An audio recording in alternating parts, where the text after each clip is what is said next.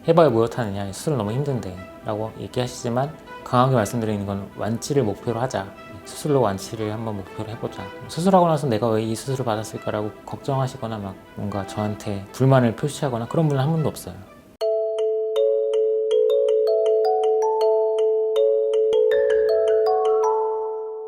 안녕하세요. 저는 강북 삼성병원 외과에서 이제 간, 담도, 담낭, 췌장 분야의 질환이 있을 경우 수술로 치료를 하고 있는 권재우라고 합니다.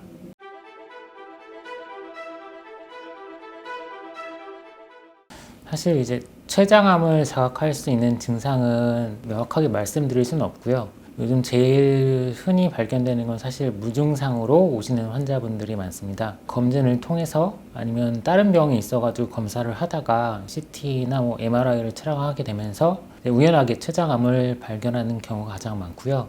체중 감소나 아니면 식욕 부진이나 소화가 잘 안 된다던가 췌장 머리에 췌장암이 생길 경우에는 황달, 그러니까 눈이 노래지고 소변 색깔이 갈색으로 변하는 현상이나 담도염으로 인한 복부 통증, 배꼽이나 명치 주변으로 방사되는 통증이 있을 수도 있고, 또는 암으로 인해서 이제 체중이 갑자기 급격하게 감소를 한다던가, 당뇨가 있으신 분들이 혈당 조절이 갑자기 잘 안 되시거나, 당뇨가 없으셨던 분들이 갑자기 당뇨가 생기거나 하는 증상들이 있는데요. 사실 이런 증상 자체가 일반인들에게서도 충분히 나올 수 있는 증상이기 때문에 명확하게 췌장암만의 증상을 얘기하기는 힘든 상태입니다.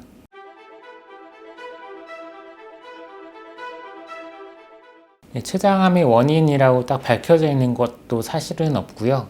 단지 이제 특별한 과거력이 있거나 아니면은 어떤 생활 습관을 가지고 있는 분들에서 췌장암이 좀 더 많이 발생을 한다고 밝혀져 있는 것들은 있는데요. 우선 이제 가족분들 중에 아버지, 어머니 또는 할아버지가 췌장암이 있으신 분들은 다른 일반인에 비해서 췌장암 발생률이 좀 높다고 밝혀져 있고요. 그 이외에도 흡연, 음주, 당뇨, 비만 이런 것들이 이제 이런 생활 습관을 가지고 계신 분들이 일반인에 비해서 췌장암 발생률이 높다고는 할 수 있는데, 사실 이런 것들은 다른 암에서도 연관관계가 있는 거기 때문에 명확하게 이제 원인이라고 얘기할 수 있는 건 사실 없습니다.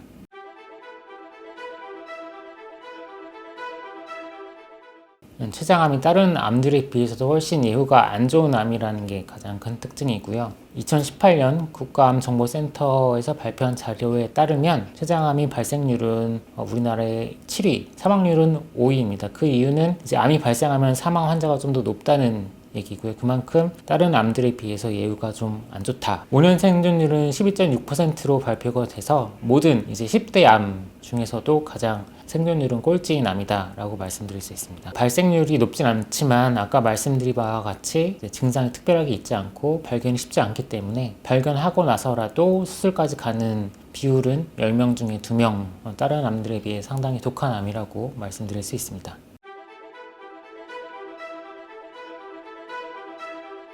췌장암의 최신 치료법은 크게 두 가지를 말씀드릴 수 있는데요. 하나는 항암제, 하나는 수술에 관한 내용입니다. 항암제는 최근 5년 전부터 새롭게 사용되고 있는 췌장암 항암제가 있는데 이것이 이전에 사용됐던 항암제에 비해서 훨씬 치료 효과가 좋아서 예전에는 수술이 안 된다고 판단됐던 췌장암도 이 항암제를 쓰고 나서 수술까지 하고 완치되는 경우도 보고가 되고 있고요. 또 다른 하나는 미세 침습 췌장 절제술이라는 수술 방법입니다. 예전에는 췌장암 같은 경우는 무조건 배를 갈라서 수술을 하는 개복 수술을 시행했는데, 최근에는 복강경이나 로봇 기구를 이용하여 절개창을 4개 또는 5개, 1에서 2cm 정도의 절개차량을 이용하여 췌장 절제술을 하는 최소 침습 췌장 절제술을 시행하고 있습니다.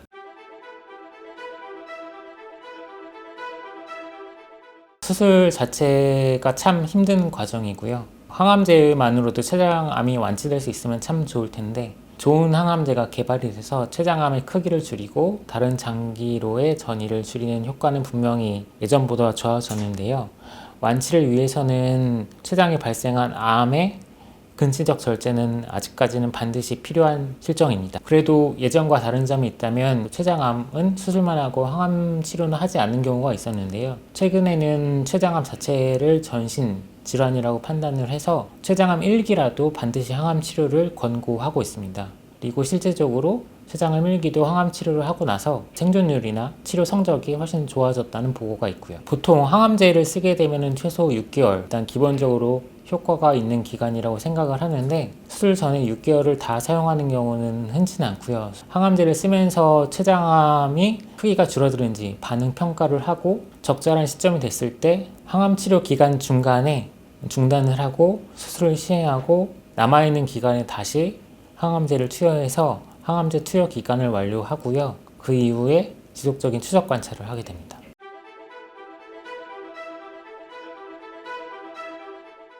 말씀드린 대로 췌장의 머리 부분에 췌장암이 발생할 경우 휘플 수술을 시행합니다. 췌장의 머리 부분에 췌장암이 생기면 십이지장이나 담도에 침범하는 경우가 많고, 그리고 췌장 머리 쪽으로 주행하는 혈관들이 담도와 십이지장도 같이 먹여 살리기 때문에 췌장 머리에 있는 췌장암을 수술할 때는 반드시 췌장, 십이지장, 담낭, 담도를 다 절제하는 휘플 수술을 시행합니다. 이렇게 다 절제하고 나면 위, 담도의 일부, 췌장의 일부가 남게 되는데요. 이렇게 남아있는 장기들을 소장과 다시 이어주는 수술입니다. 췌장에 남아있는 부분과 소장을 이어주고, 담도에 남아있는 부분과 소장을 이어주고, 그리고 위와 소장을 이어주는 수술이라고 할 수 있습니다.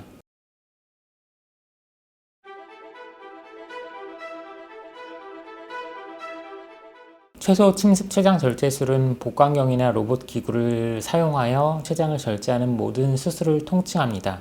아직까지 모든 췌장암 환자들을 다 미세 침습 췌장 절제술로 치료를 할 수는 없습니다. 췌장암이 있더라도 아까 말씀드린 절제할 장기 이외에 장기에 침범이 있다거나 아니면 같이 잘라야 하는 혈관이 있을 경우에는 최소 침습 췌장 절제술로 하는 데에는 논란의 여지가 아직 남아 있고요. 췌장암의 크기가 작고 다른 혈관에 침범이 없고 충분히 근지적 절제술로 가능하다고 판단될 경우에는 휘플 수술도 복강경이나 로봇 기구를 이용하여 시행을 할 수 있습니다. 따라서 수술 직전에 CT나 MRI를 시행해서 수술이 가능한지 최종적으로 판단을 하고요.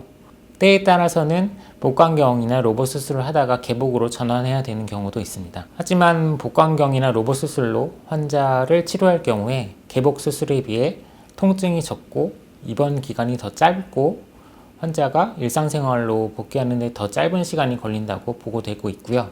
수술이 끝나고도 항암 치료가 필요한데 복강경이나 로봇 수술로 췌장 절제술을 하게 될 경우 개복 수술에 비해서 더 빠른 일정으로 항암 치료를 시작할 수 있다는 보고가 있습니다. 사실 통계적으로는 이 통증이나 입원 기간의 차이는 있다고 되어 있는데 환자분들이 느끼기에도 그런 면이 분명히 있고요. 수술했던 환자들 데이터를 보니까 제일 나이 많으신 분이 86세 할아버지시더라고요. 나이가 많으신 분들이 오히려 복강경이나 로봇 수술로 이제 수술을 하게 되면은 회복도 더 빠르시고 빨리 걸으시니까 다른 합병들도 주는 것 같고, 개인적으로 느끼기에는 확실히 환자분들의 만족감도 있고 통증도 적은 것 같고 나이 많으신 분들에서도 견딜 수 있는 수술이 될 수 있지 않나라는 판단을 하고 있습니다.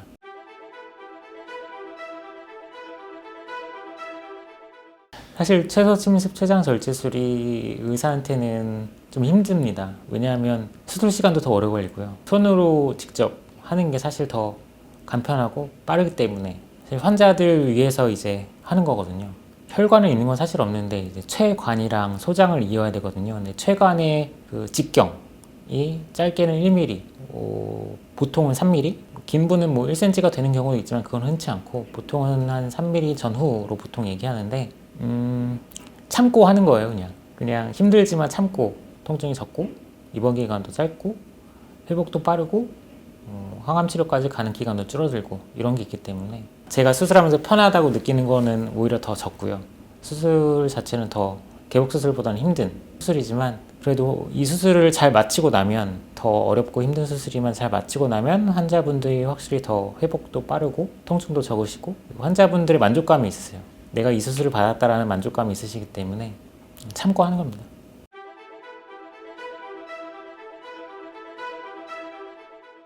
요새는 이제 뭐 80대만 돼도 수술하기 힘들다라는 시대는 지났거든요. 나이가 많으시더라도 평소에 뭐 산책하시고 일상생활에 문제 없으시면 충분히 휘플 수술 같은 수술도 견디실 수 있다고 판단을 하기 때문에 나이보다는 이제 가지고 계신 기저질환, 뇌경색을 앓았다던가 뭐 심근경색을 앓았다던가 거동이 많이 불편해가지고 계단도 못 올라간다 이런 걸로 판단을 해서 수술이 가능할지 가능하지 않을지를 판단을 합니다. 신기한 거는 이제 보통 개복 수술하면은 이제 그 다음날 회진 가면은 다들 아파서 누워있고 엄청 아파요라고 하는데 보통 앉아 계시더라고요. 할아버지나 복강경 수술이나 로봇 수술하면은 아프다곤 하지만 앉아 계시고 걸으라고 말씀드리는데 어떻게든 걸어보려고 하시고 이제 나이가 많으시니까 내가 해서 무엇하냐라고 하셨는데 수술하고 나니까 이제 고맙다고 하시고 지금까지 재발 없이 잘 지내세요.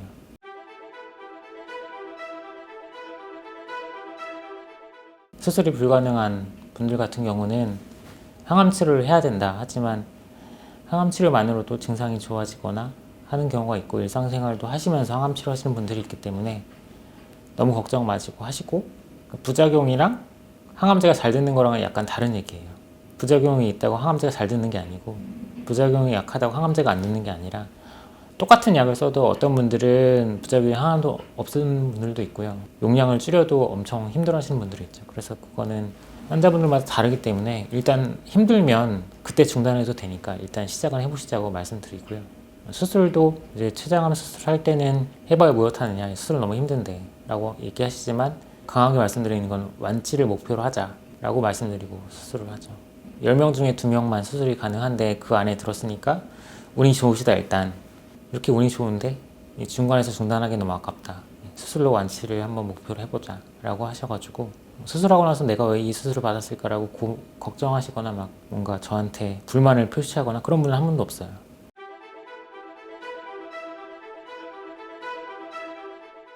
췌장암 수술이 다른 암 수술에 비해 합병증이 높은 건 사실이고 견디기 힘들 수도 있습니다. 하지만 의학이 많이 발달을 했고 어떤 합병증에는 지금 치료법은 다 나와 있는 상태고요. 수술 직후에 발생하는 단기 합병증과 수술하고 몇 개월 이후에 생기는 장기 합병증이 있는데 그에 따른 치료 방법은 다 있습니다. 따라서 너무 걱정하지 마시고 본인이 췌장암 진단을 받으셨다고 하고 수술이 가능하다고 한다면 너무 두려워하지 마시고 수술을 꼭 받는 걸 추천드립니다. 췌장 절제술 하고 나서 소화장애는 안 생긴 분들은 사실 거의 없기는 해요. 초반에는 하루에 6끼를 나눠 드시라고 권고를 하고 있고요. 많은 양을 드시면 복통이 오고 구토를 하는 경우도 있고 하기 때문에 초반에는 소화장애 있을 수밖에 없습니다. 하지만 시간이 지날수록 환자의 몸이 스스로 적응을 하게 되고 저희도 이제 소화 효소가 들어있는 약을 한 1년 정도 복용하는 걸 추천드리고 있습니다. 설사를 하거나 아니면 심한 냄새가 나는 방귀를 뀌거나 아니면 복통이 있을 수 있는데요. 수술하고 직후에는 그런 증상이 좀 더 심하지만 시간이 지날수록 확실히 좋아지는 측면이 있고 완전히 수술 전과 비슷한 정도의 식사를 할 수 있는 시기는 대략 6개월에서 1년 정도로 보고 있습니다.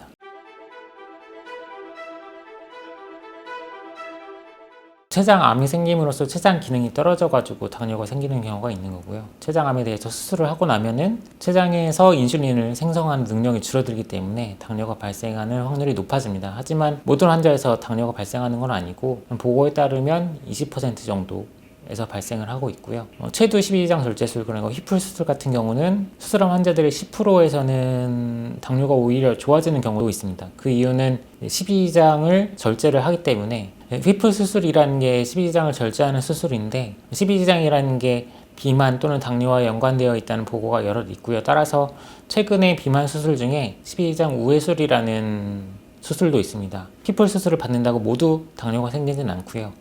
최미부 절제술 같은 경우도 모든 환자에서 생기진 않고 아직까지 보고는 20% 정도로 발표되고 있습니다.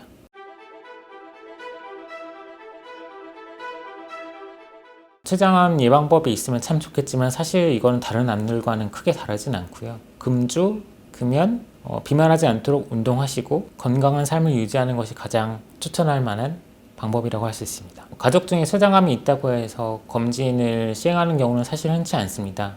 다른 일반인에 비해서는 췌장암 발생률이 높아질 수는 있지만 비용 대비 효과면에서 적절하지 않기 때문에 특별히 권고하는 사항은 없고요. 단지 직계 가족 중에 췌장암에 걸리신 분이 3명 이상 있을 경우 반드시 병원에 내원하셔서 상담을 받으시고 그럴 경우에는 종양 표지자 수치와 CT 또는 MRI 검사를 정기적으로 하면서 관찰을 할 수는 있을 것 같습니다.